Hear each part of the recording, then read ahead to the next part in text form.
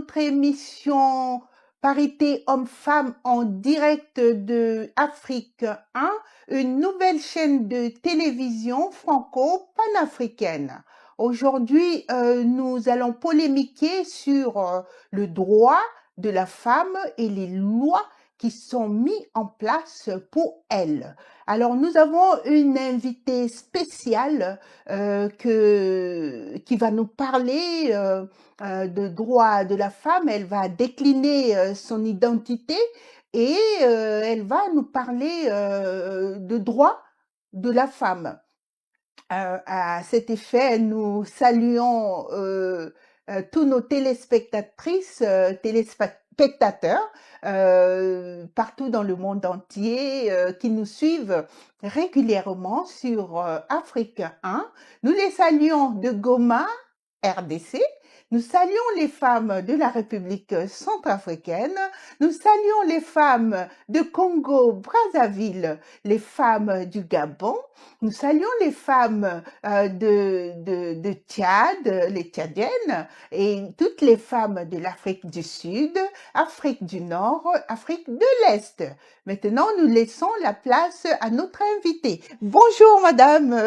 Pouvez-vous vous présenter, s'il vous plaît? Bonjour Clarisse, merci de vous donner la parole à une femme de l'Afrique de l'Ouest.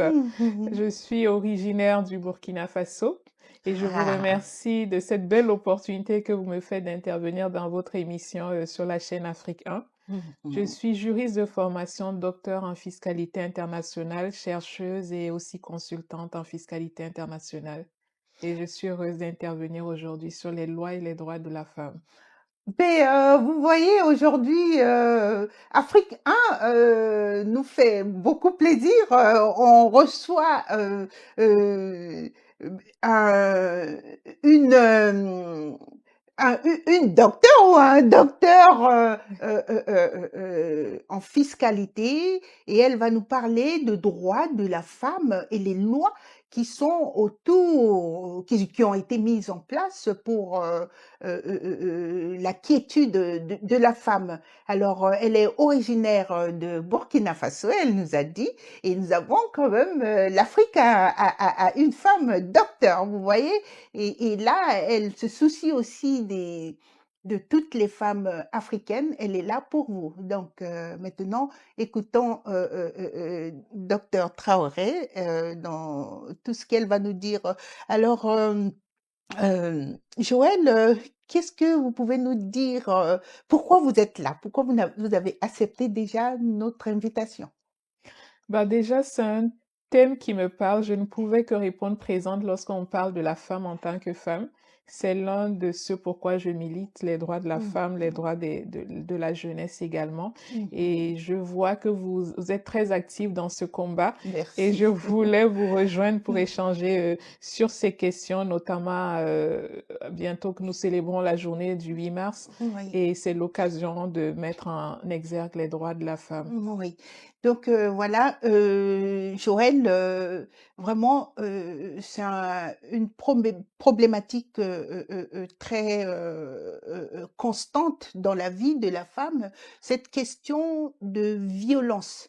Je voudrais que vous nous parliez d'abord de violence faite à l'encontre de la femme, cette violence qui est perpétrée hein, sur la femme, même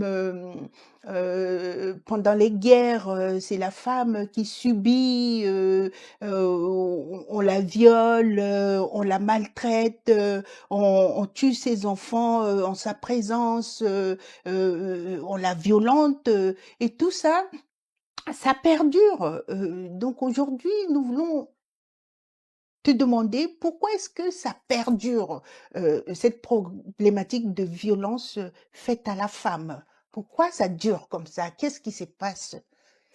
Alors, avant de répondre à cette question, je pense qu'il est important que les téléspectatrices et téléspectateurs puissent comprendre même pourquoi nous sommes là pour parler des droits de la femme.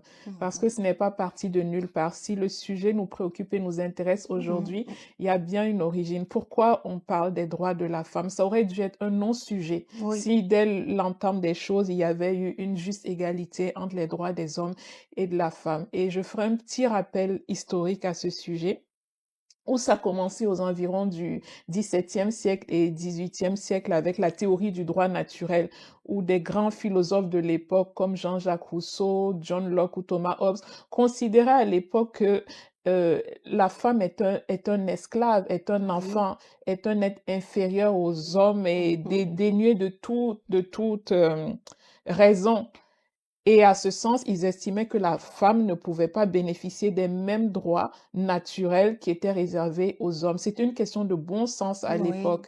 Et il a fallu attendre la fin du XVIIIe siècle et du XIXe siècle pour que d'autres penseurs de la théologie naturelle prônent l'égalité entre les hommes et les femmes en considérant que toute personne a une nature humaine. Et dès lors qu'on a une nature humaine, indépendamment de ses origines, de sa race et de toute autre De son qualification, genre. on est en Mhm. droit de bénéficier des droits naturels. Et c'est dès lors qu'on a considéré que la femme a aussi des droits naturels comme les hommes. Et Mhm. c'est après ça que les mouvements féministes ont commencé à apparaître. Le wokisme. Oui, effectivement, et notamment avec l'illustre Olympe de Gouges qui a été Oui. à l'origine de la Déclaration des droits de la De la femme et de la femme. Oui. citoyenne en 1791. Et puis, Mhm. les mouvements se sont levés pour défendre les couches, Social. oui, exclues, comme les Mhm. personnes au foyer, les personnes handicapées, les Oui. personnes racisées, etc. Mhm. Et ils prônent le fait qu'on défend les droits de la femme, notamment le droit de la sécurité dont on va parler aujourd'hui, mais il Oui. y a le droit du vote, il y a le droit au Oui. travail, il y a le droit à la liberté de mouvement, il y Mhm. a le droit à un revenu égal. Le droit de la femme recouvre énormément de droits et qui sont pas véritablement respectés. Quand je prends par exemple le droit à la liberté de mouvement, une femme devait demander l'autorisation à son À son mari pour mari, oui. voyager. Ça a été aboli, c'est vrai, mais par exemple en Arabie Saoudite qui vient de enlever cette tutelle, les femmes doivent toujours jusqu'à présent, pour se marier ou quitter la Mhm. prison, demander l'autorisation d'un membre masculin de leur famille. Oui. C'est pareil, les inégalités au niveau du travail, il y a 20% d'écart entre les revenus des femmes et des hommes selon une étude récente. Et Mhm. ainsi de suite, on cumule les inégalités entre les hommes et les femmes. Au Oui. niveau de l'analphabétisme, c'est pareil, le droit à l'éducation. Trois quarts des Des personnes de personnes l'analphabétisme sont des sont des femmes. femmes, oui. Et Parce alors, qu'à l'époque, quand même, on priorise les garçons, les jeunes garçons. tout à L'école fait, était faite pour eux et les femmes devaient rester à la maison pour préparer à manger, accompagner la maman dans divers travaux ménagers. Donc, effectivement. Et ça nuit à l'épanouissement intellectuel de la femme, bien que maintenant, ça commence à changer, mais nous sommes en retard, comme vous le dites. très en retard. Et moi, je Mhm. me dis que dès qu'on prive l'accès, la femme de l'accès à l'éducation, dès l'entrée, tout est biaisé parce que comment connaître ses droits et comment les exercer si on n'a pas un certain bagage intellectuel, on est Voilà, automatiquement exclu. En fait, c'est une absolument. inégalité fabriquée Voilà. dès la source, en Oui, fait. oui, oui, oui, oui. Ben, c'est ça, comme dans tous les pays, affaiblir un pays, on s'attaque à l'intellect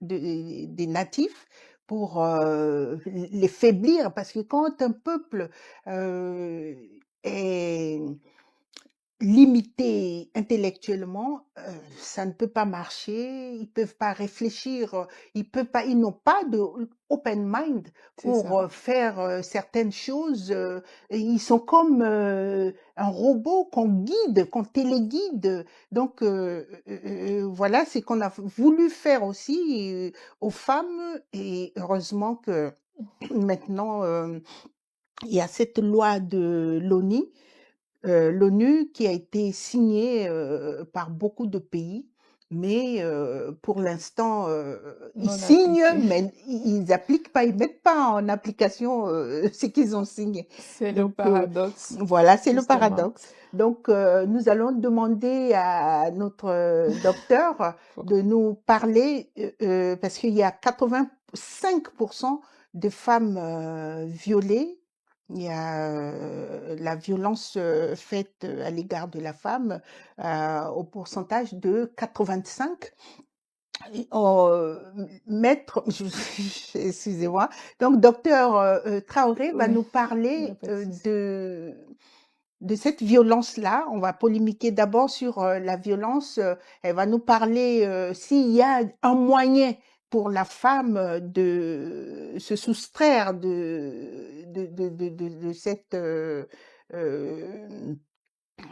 violence de son gourou, qui la plupart du temps, c'est le mari, c'est les entourages. Voilà. Donc, s'il y a quelque chose à dire là-dessus, Joël va nous Oui, parler de ça. Et ensuite, nous allons parler aussi de l'inégalité dans le travail et ainsi de suite. d'accord. Euh, mon constat d'antan est un peu triste parce que les choses ne vont pas en s'arrangeant. Mhm. Et on vient de franchir l'année 2025 et le constat alarmant, c'est qu'en 2024, aucun pays n'a atteint l'égalité entre hommes et femmes. Et ça a même reculé, 18 pays ont régressé, dont l'Afrique du Mhm. Sud, par Oui, exemple, oui. et le Venezuela ou l'Afghanistan. Donc le constat est vraiment désolant. Alarmant, oui. Effectivement, tu abordes la question des violences faites aux femmes qui sont victimes. Oui, il y a le viol conjugal, il y a les mutilations génitales Mhm. faites aux femmes, il y a le mariage forcé et aussi il y a le mariage précoce, il y a le harcèlement et le cyberharcèlement. Il faut reconnaître que l'accès au numérique a renforcé l'exposition des femmes à ces Mhm. violences.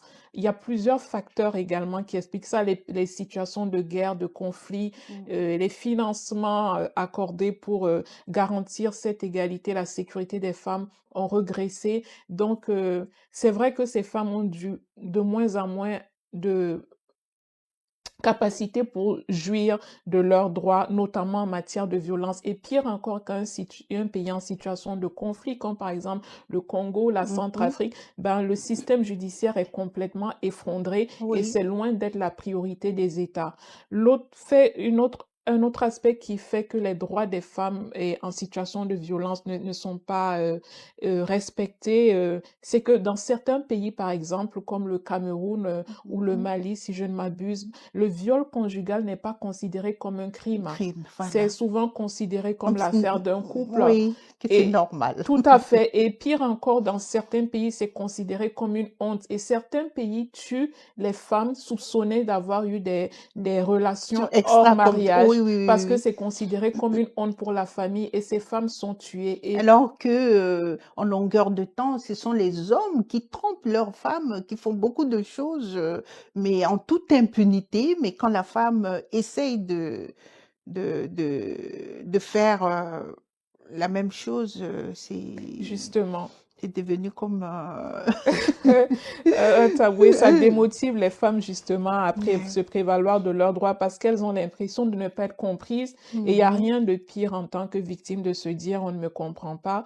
Il y a Oui. aussi la peur des répressions même Mhm. du propre bourreau Oui. et puis ben, on a cette honte aussi de le dire et souvent on ne connaît pas ses droits comme on a dit tout à l'heure Voilà, quand on c'est est ça. analphabète c'est La difficile plus, vers qui se tourner mm, quoi on n'est même pas au courant de quoi faire par exemple au Congo ils ont mis des centres d'hébergement pour les femmes en danger. Il y mm. a également la fondation Panzi du docteur Oui, oui, Mukwege, oui, oui, oui, qui est c'est un vrai. exemple type de prise en charge complète de Mm, ces mm, mm, victimes parce mm. qu'ils prennent en charge sur le plan psychologique, sur le plan médical et Oui. sur le plan juridique. Des Alors initiatives, que oui. cette initiative-là, en République centrafricaine, par exemple, un pays qui a subi beaucoup de mutineries et les femmes ont subi beaucoup de violences, beaucoup d'agressivité, il n'y a pas eu de prise en charge psychologique, psychique, ni Oui. une aide à,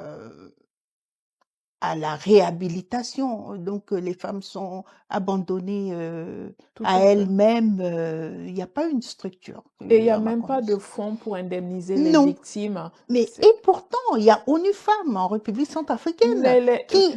vous savez, tu sais, Joël, euh, dans ce cas-là, il y a beaucoup des ONG en Afrique et on va parler de ONU Femmes, Oui, qui est une là, femme, oui. une structure qui devait construire des infrastructures pour la femme, euh, euh, où il y aura des psychologues, des médecins et tout ça pour sa prise en charge et pour sa protection en cas de guerre dans le pays. Elle doit quand même avoir un endroit où se Mhm. réfugier. Mais ils sont là, mais ils font pas tout ça. Bon, c'est un paradoxe Oui, parce que la plupart du temps, c'est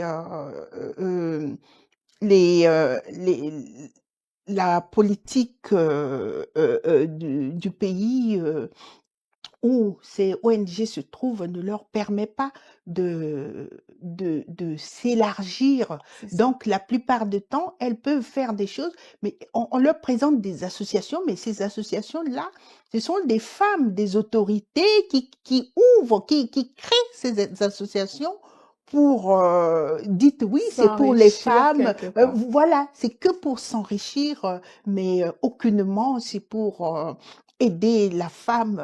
Ce sont des femmes gourous aussi, hein, Oui, tout à fait. elles sont là, il n'y a pas la sororité Mhm. qui existe, mais elles méprisent d'autres femmes.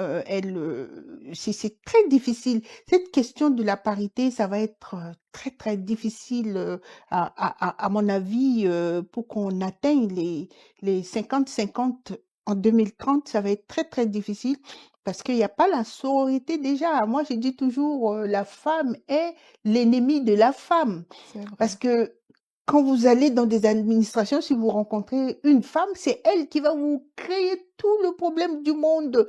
Parce que soit vous êtes élégante, soit elle a toutes ses raisons. Oui, tu es là pour son mari, mais attendez, il Oui, faut qu'on enlève ce genre de pensée tout à fait. pour, pour- pour être sœurs, tout simplement, et se soutenir les unes et les autres, tirer les unes vers le haut, et peut-être qu'on peut arriver à éradiquer ça. Mais Joël, est-ce qu'il y a la loi, ou il y a une loi où des droits de la femme contre la violence?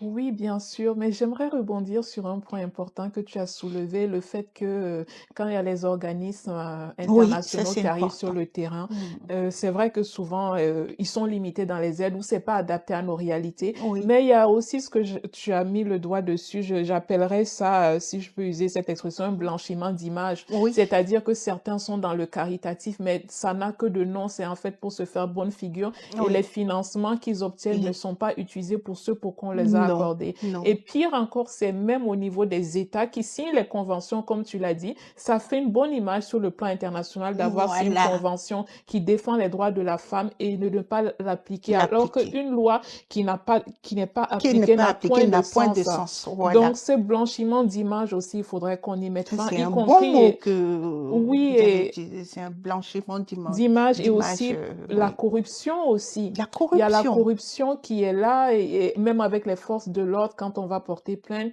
Et puis il y a cette complicité qui ne dit pas son nom. Quand les Oui. groupes armés sont victimes de viol, qui est au Congo comme en Centrafrique, le Mm. viol en situation de guerre est une arme de guerre pour Oui. terroriser les populations. Mhm. Et les dirigeants politiques sont frileux à condamner des groupes armés qui sont aux manettes du pouvoir. Mais c'est eux Donc, qui. c'est également, on peut pas souvent attendre que l'international, j'aime dire, il faut déjà balayer sa cour. Comme vous avez dit, Oui.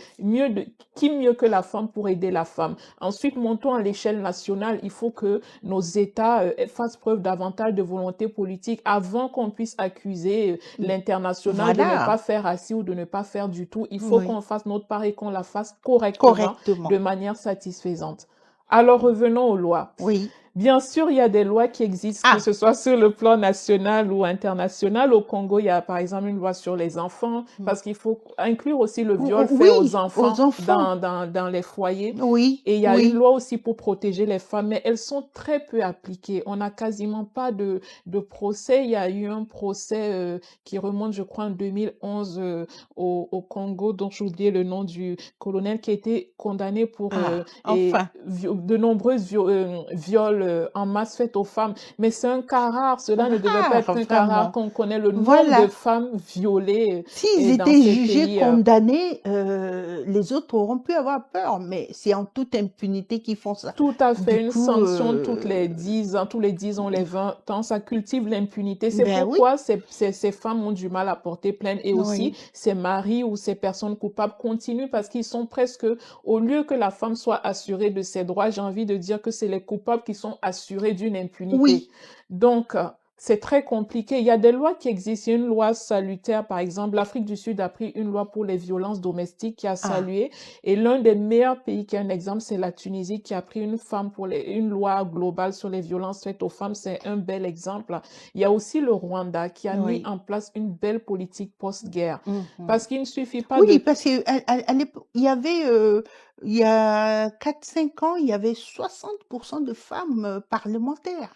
C'est ça, le Rwanda a 60%, bien le amorcé Rwanda vraiment sa crise promu beaucoup post-génocide. de femmes. Tout à Oui, fait. Et ça a payé parce que, par exemple, ils ont mis des tribunaux spécialisés oui. pour et ces discriminations, ces Mhm. violences et sexuelles pour les violences sexuelles. Et aussi, les femmes sont intégrées dans la Mhm. politique. Et Oui, c'est là où beaucoup de pays se ratent. C'est qu'il a été démontré que, par exemple, les accords de paix sont plus stables quand on inclut les femmes.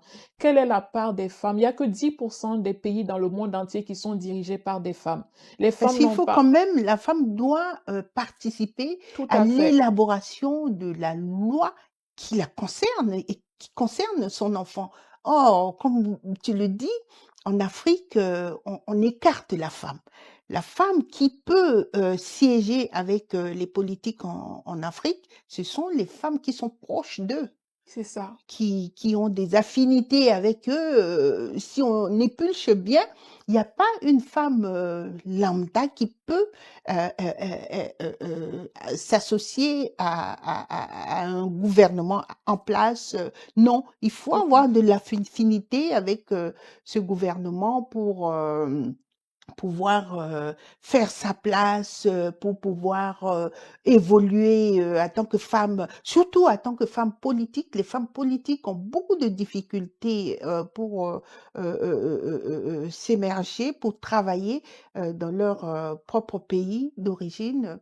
C'est très, très difficile, surtout en Afrique, que la femme politique n'a pas son mot à dire. On l'insulte surtout, mais elle écope de beaucoup de d'injures, d'insultes jusqu'à ses parties intimes, c'est très grave et en toute impunité. Et ça, c'est les responsables politiques qui promuent ce genre de choses-là pour intimider la femme. Et du coup, même quand on maltraite son enfant, elle peut pas parler. Elle a peur. Je vais ouvrir la bouche, on va m'insulter. Même quand elle veut parler par rapport à la femme rurale qui galère beaucoup, elle peut pas.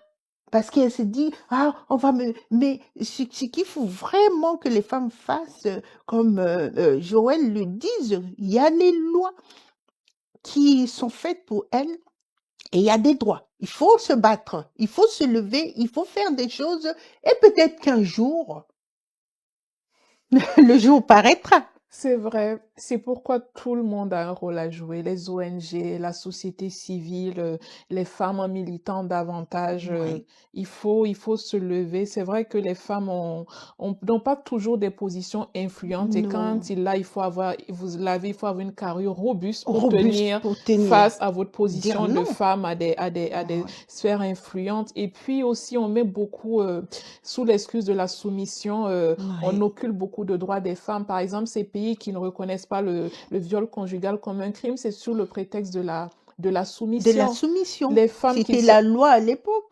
Il faut que la tout femme à fait, doit se soumettre D'ailleurs, ça commence dans son foyer, avec ses parents, ses frères. Il faut ramener à manger à ton frère, débarrasser et tout ça. Et ils prennent des ailes depuis la maison familiale. Vous voyez? Tout Et à ces fait. genres d'hommes, quand ils deviennent des hauts responsables, président de la République, ministre, que voulez-vous qu'ils fassent? Ils Tout vont à fait. vouloir écraser les femmes. Oui, parce que aussi la femme avec la soumission on la moule dans le sens aussi du non-droit à parler, Oui, alors oui. que la soumission ne dit pas qu'il faut être esclave ou qu'il faut être muette. On peut s'exprimer, mais la soumission va souvent en Afrique jusqu'au point que la femme n'a pas le droit euh, à la parole, ce qui Mhm.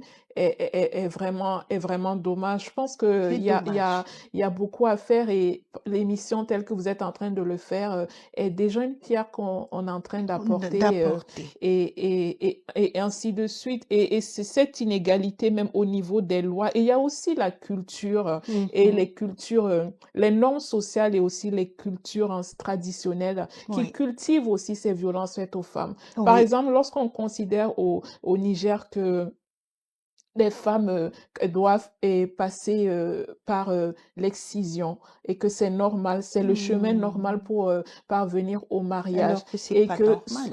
je pense que c'est le Niger si je ne Oui, c'est le m'abuse Niger, c'est le et souvent Niger. c'est des filles de moins de 10 ans et pareil pour le Le mariage mariage précoce, moins précoce, de oui, oui. 18 ans alors que ça va avoir des Mais complications, même même moins de 10 ans, on tout les à promut fait. déjà.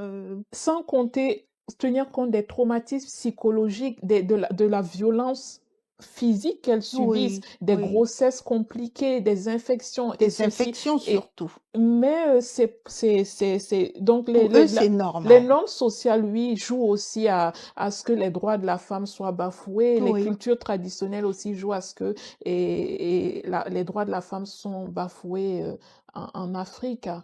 Même oui. si on a pas mal de droits avec la charte De euh, l'ONU. oui Oui. aussi, et la charte également africaine hein, des droits de l'homme et des peuples à l'égard des femmes. Il y a la Oh. décennie de la femme africaine prise par l'Union africaine. Il y a la Convention de Mais Maputo. Il y même a tellement. l'Union africaine et les dirigeants africains, c'est une seule et même personne, hein, on ne Oui, voit pas, c'est-à-dire, c'est pas visible ce qu'ils font pour la femme. On ne voit pas. La femme continue à souffrir, la femme continue toujours à galérer. Si on parlait de l'égalité d'emploi et de salaire, ça pose toujours problème. tout à fait. Joël, si tu... C'est vrai, effectivement, les femmes et les hommes à compétences égales ne vont pas, il y a un déséquilibre, les hommes auront une meilleure rémunération et même les femmes, souvent pour accéder à certains postes, on va dire, ben, la femme est amenée à avoir des enfants et ainsi de suite et ainsi de suite. Oui, Donc, on est plus amené à positionner un homme à des hautes instances plutôt qu'une femme parce qu'on se dit qu'il sera plus à même et d'y arriver, etc. Et pourtant, pas forcément parce que lorsque l'on regarde aussi, lorsque les femmes sont au pouvoir, il y a mhm. aussi des bons résultats. Oui, oui, Malheureusement, il y a beaucoup de bons il y a de résultats, hein, bons résultats, mais il n'y a parce que que c'est sous... 10% des Oui, femmes qui dirigent des pays. mais C'est parce très qu'on faible. on les bloque. Oui, tout à fait, On les ça. bloque, les hommes dans leur tête, c'est toujours eux, c'est ce fonction de chef de l'État, c'est pour eux. C'est pour les hommes, les femmes n'ont pas droit à ce poste-là, et ils font tout ce qui est en leur pouvoir pour l'écarter, et c'est dommage. Dans les 10 femmes qui dirigent le pays, les pays sont tout va bien, elles sont zélées dans leur Tout à fait. fonction et tout va bien. J'ai envie de dire que ça leur Elles rendrait sont même service. Oui, impartiales, elles sont impartiales, tandis que les hommes, ils sont partials, ils promusent seulement leur clan et ça déséquilibre une république. C'est complètement, il n'y a pas de mots. Et donc, Joël, est-ce que si une femme subit la violence conjugale, est-ce qu'il y a quelque chose qu'elle peut faire? Qu'est-ce qu'elle peut faire? Si son mari la bat tout le temps, l'agresse verbalement, la considère, la dédaigne, lui parle avec d'une manière hautaine et tout ça, qu'est-ce qu'elle peut faire? Est-ce qu'il y a quelque chose qu'elle peut faire? La première chose, c'est de porter plainte. C'est la première étape pour enclencher la machine judiciaire. Elle peut également se tourner vers les ONG qui militent dans ce sens, comme j'ai donné tout à l'heure l'exemple de Oui. la fondation Panzi. Et il y en a un peu partout dans chaque pays. Ces ONG, en tout cas, celles qui sont investies, qui n'ont pas d'ONG que de nom, et militent. Donc, il y a ces structures-là aussi vers lesquelles elles peuvent se tourner dans leur pays pour se faire entendre, pour se faire écouter, parce que c'est des structures qui sont formées, où Oui. il n'y aura pas de honte, où on ne va pas vous rabaisser, mais on Oui. va vous valoriser, vous reconnaître en tant que victime. Et aussi, il faut que les États renforcent la formation des juges et des policiers, des forces de l'ordre en la matière des violences faites aux femmes. Il n'y a pas une formation comme il se doit, une sensibilisation Oui, comme il se doit. ça c'est Donc, vraiment quelque elles chose subissent la que double peine. J'ai envie de dire qu'on vient se réfugier vers la loi de notre pays. Et quand, à ce moment-là également, vous êtes mal reçu et vous êtes presque une inversion des rôles, au lieu d'être la victime, c'est comme si on vous accuse presque de venir porter plainte, ben, ça renvoie le poids sur la victime. Une Oui. victime comme ça, elle ne va plus venir se plaindre le lendemain puisqu'elle a Non. même été mal reçue Oui. et peut-être même rabaissée ou pas comprise. Et c'est très difficile. Je pense qu'il y a un travail à faire sur la formation des magistrats qui interviennent sur ces questions spécifiques aux violences faites aux femmes et une formation des forces de l'ordre. Donc oui, la femme peut porter plainte. C'est vrai qu'il y a souvent le coût des procédures judiciaires qui découragent les femmes. Une femme qui n'a rien et qui doit se lancer dans un procès qui va prendre des années et qui est parfois coûteux, c'est un peu difficile. Oui. En tout cas, merci beaucoup, Joël, d'être venu sur le plateau de Afrique 1 pour nous parler de droits de la femme, des lois et les obligations des autres envers la femme. Mais qu'est-ce que tu as envie de dire aux jeunes femmes, aux femmes qui sont encore, qui ont peur de se lancer, surtout les femmes en politique. Qu'est-ce que tu as envie de leur dire aujourd'hui? Le constat est que chaque jour, les violences augmentent, toutes sortes de violences faites aux femmes. Chaque jour, ça s'accroît, que ce soit les féminicides. On était bien, il y a quelques années, à une femme qui était victime de féminicide toutes les 10 à 11 minutes. Il y a toutes sortes de violences tous les jours et j'ai envie de dire quasiment chaque minute. À toutes ces femmes victimes de violences sur toutes les sphères, hein, que ce soit les violences conjugales, que ce soit les inégalités au niveau de l'éducation, au niveau du travail, tout, à toutes les sphères où les droits des femmes sont bafoués, particulièrement pour les femmes victimes de violences, parce que c'est un Oui, thème qui te tient à cœur. oui, oui, oui. J'ai envie de leur dire qu'elles ne sont pas seules et que la justice, c'est leur droit, ce n'est pas un privilège et que l'heure n'est plus au discours, l'heure n'est plus aux promesses et créer des lois, créer des dispositifs et tout, c'est très bien. Maintenant, il faut que les États se L'appliquer. lèvent et Oui. veillent à leur application, fassent preuve d'une meilleure volonté Mhm. politique. Voilà. Et lorsque, par exemple, on voit ce qui se passe dans l'Est du Congo actuellement avec ce que subissent ces femmes, c'est juste un cri de cœur vers l'humanité, Oui. vers toutes ces femmes victimes de violences qui sont meurtries dans leur âme et meurtries dans leur corps, qui ont perdu toute leur dignité. Oui. Et je souhaite vraiment que les organisations internationales, les décideurs politiques et toutes les strates impliqués sortent de cette indifférence coupable et se lèvent pour que la dignité de ces femmes soit restaurée, pour que ces femmes soient reconstruites dans leur dignité de femmes, dans leurs droits qui ont été bafoués. Et j'ai envie de dire à nos mères, à nos sœurs et à nos filles qu'elles ne sont pas seules. Et ensemble, je souhaite que nous brisons cette chaîne de violence que subissent nos mères, nos sœurs et nos filles. En tout cas, merci beaucoup à Joël. Merci à notre docteur en droit, Joël, la fiscaliste qui est là. Vous voyez, une femme peut aussi euh, être plus qu'un homme. Elle a fait plus. Elle est docteur. La fiscalité, en général, ce sont les hommes qui s'accaparent ça. Mais nous avons notre Joël. Bravo à Joël. Merci beaucoup à Joël.